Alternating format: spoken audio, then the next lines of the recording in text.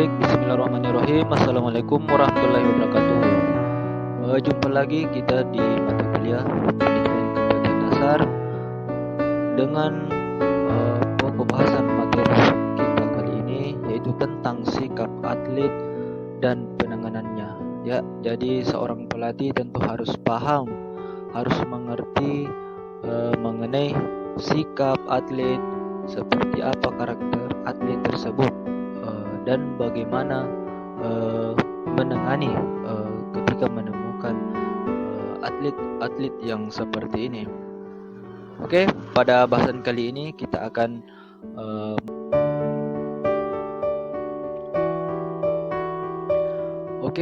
pada bahasan kali ini. Pada bahasan materi kali ini kita akan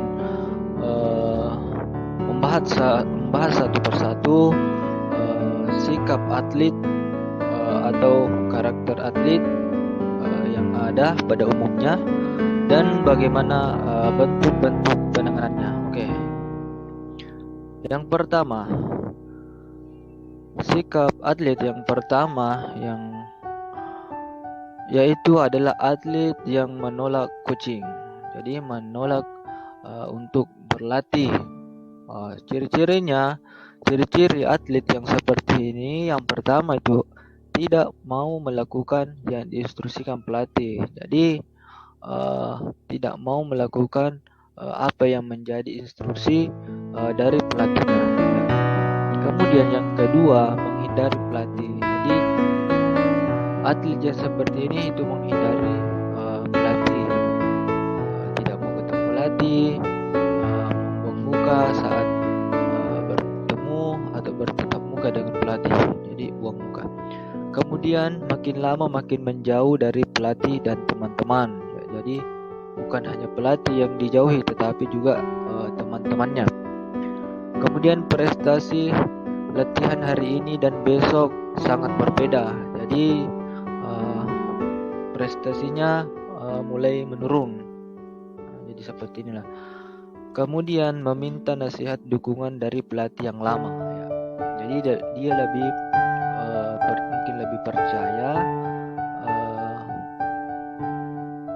dari pelatih yang lama dibanding dengan pelatih yang sedang menanganinya. Ya, jadi seakan-akan bahwa pelatih yang baru ini itu tidak mampu membuat dirinya lebih baik. Jadi sehingga dia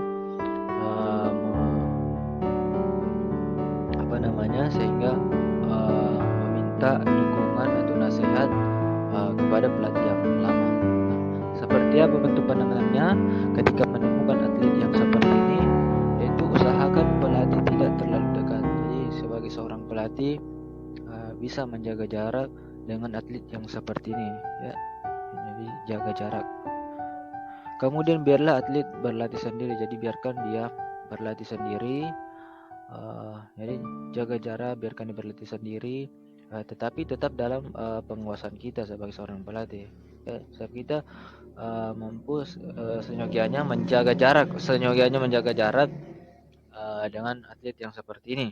Kemudian jangan mendekatinya kecuali atlet tersebut meminta sendiri. Ya, jadi jangan jangan sekali-sekali mendekatinya kecuali dia sudah membuka diri atau meminta sendiri.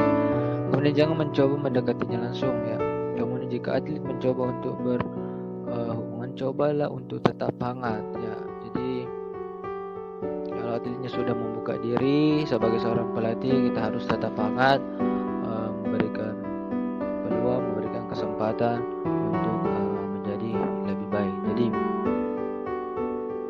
memang seperti itulah, sebagai seorang pelatih harus mampu menghadapi segala bentuk sikap atletnya.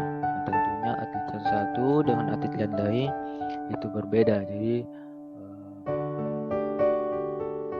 pelatih harus sigap punya solusi untuk menghadapi segala bentuk sikap yang ditemukan pada saat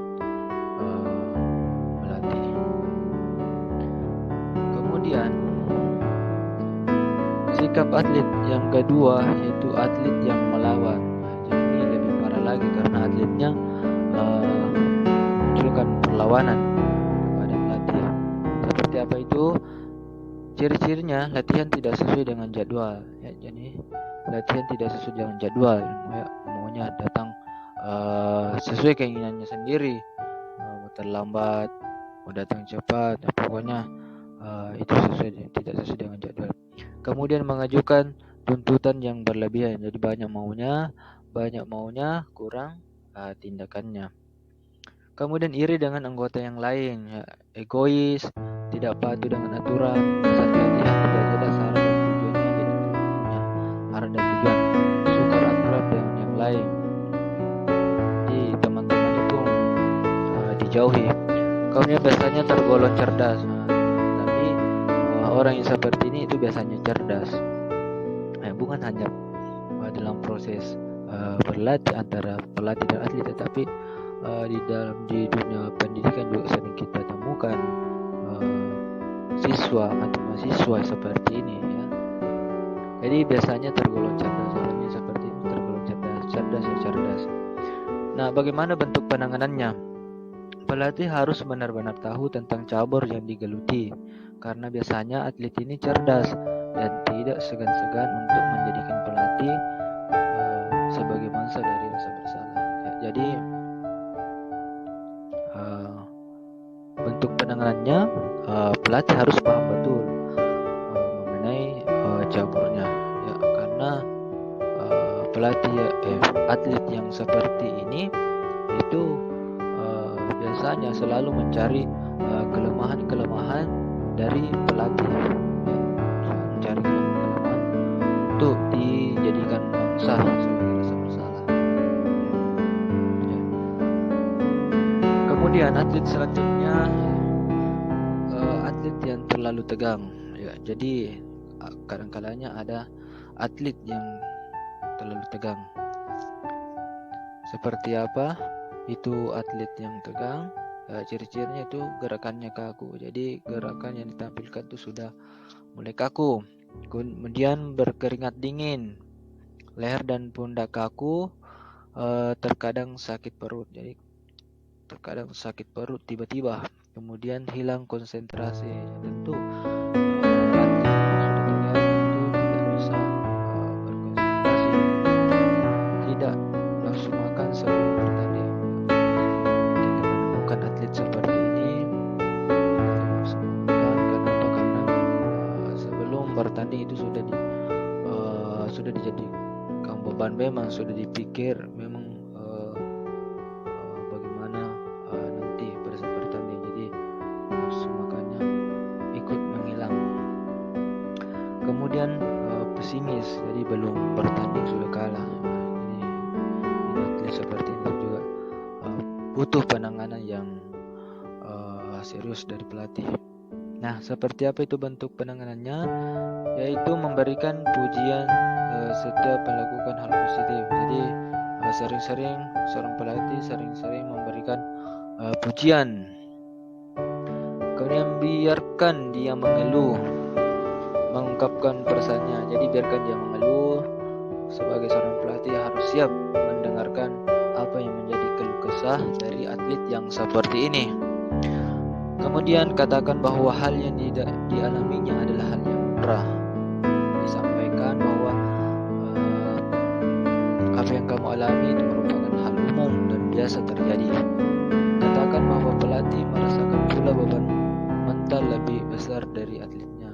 Ya, jadi sampaikan bahwa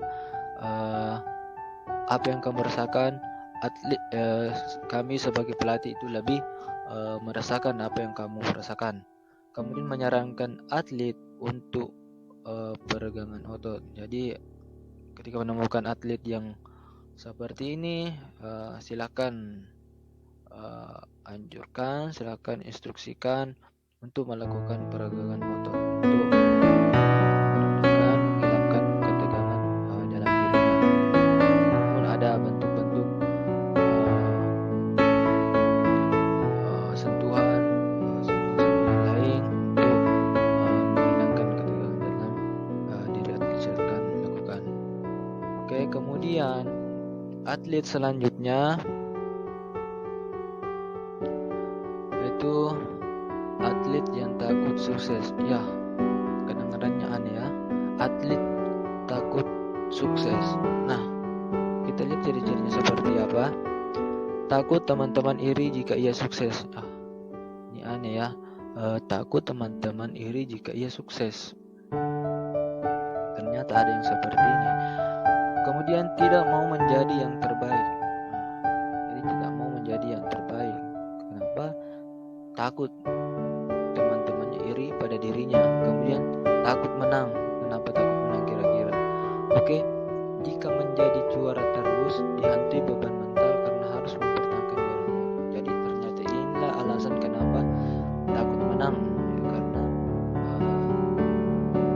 takut dihantui beban mental karena harus mempertahankan juara yang telah didapatkan. Jadi itu alasan kenapa kita menjadi juara. Kemudian merasa jika menang menyakiti hati orang lain sehingga merasa bersalah. Meskipun di dunia kepelatihan kita jarang menemukan seperti ini, tapi memang ada atau pernah ada atlet yang seperti ini. Nah, sekarang yang perlu kita perhatikan itu adalah bentuk penanganannya. Penanganannya yaitu pelatih harus menjelaskan kepada atlet bagaimana rasanya menjadi juara. Itu tentu senang.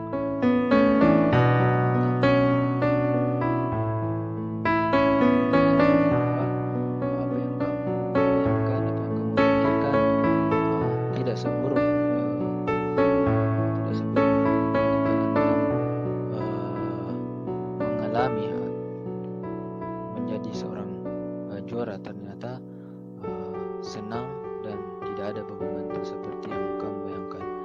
Kemudian katakan semua juara pernah mengalami hal tersebut dan mampu mengatasinya. Sampaikan bahwa apa yang kamu pikirkan semua juara pernah merasakan hal yang sama dan mereka mampu mengatasinya. Ya, tentu memunculkan motivasi, memunculkan semangat lebih di dalam dirinya sehingga mampu termotivasi.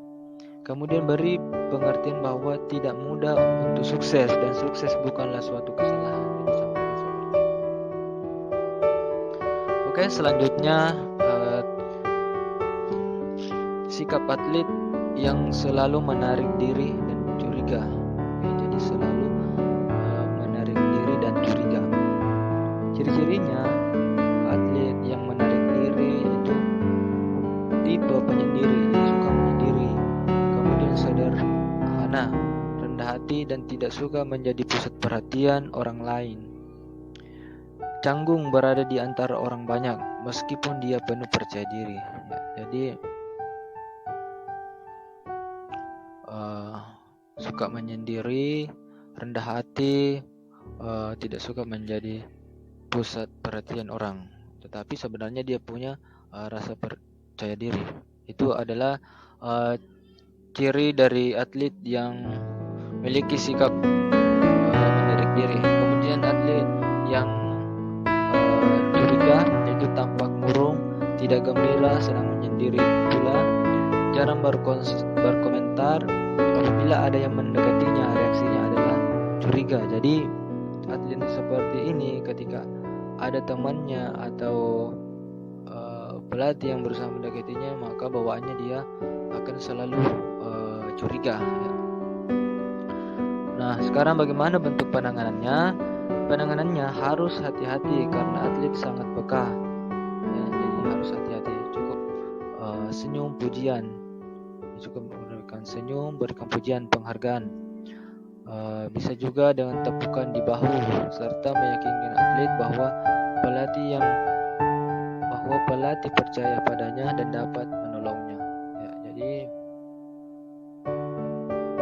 tepuk bahunya, berikan senyuman, berikan pujian dan sampaikan bahwa pelatih percaya padanya dan dapat menolongnya. Oke, jadi itu adalah atlet yang selalu menarik diri dan curiga. Selanjutnya, atlet yang merasa tertekan. Atlet yang merasa tertekan tentu memiliki ciri-ciri seperti apa, yaitu kurang aktif, fisik tampak lelah, reaksi menurun, mulai telat latihan, ya, kemudian perasaan serba salah. Ini ada atlet yang merasa tertekan, perasaan serba salah, ya. Kita bayangkan misalkan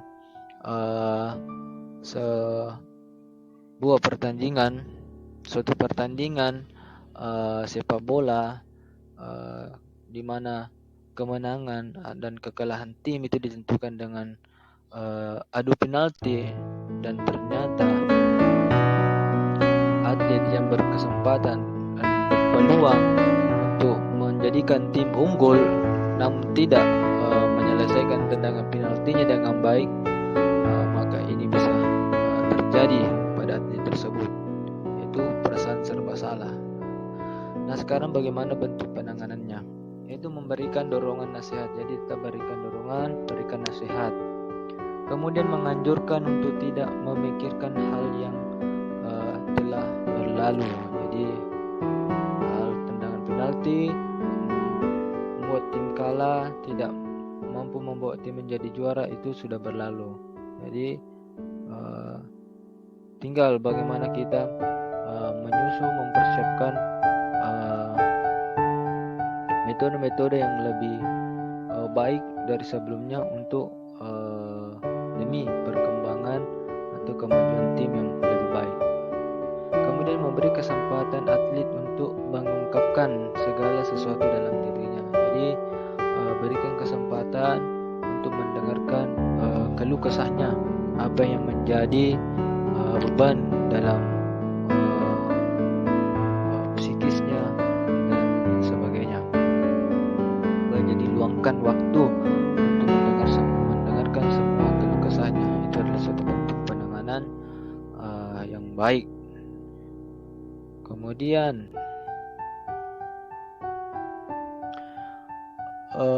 sikap atlet yang terakhir mungkin, ya, atlet yang berpura-pura sakit, ya.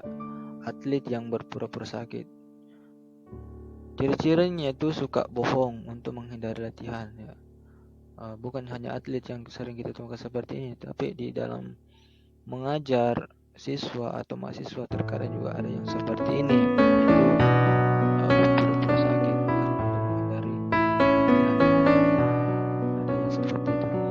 Kemudian terlalu sering memberikan alasan sakit, sedikit-sedikit sakit, sedikit-sedikit cedera. Ya, kenapa? Karena hanya alasan saja supaya tidak ikut latihan. Kemudian terlalu sering mengeluh, jadi banyak mengeluh. Jadi tandanya kalau orang berpura-pura, itu adalah banyak mengeluh. Itu tandanya. Sedikit-sedikit sakit, sedikit-sedikit mengeluh.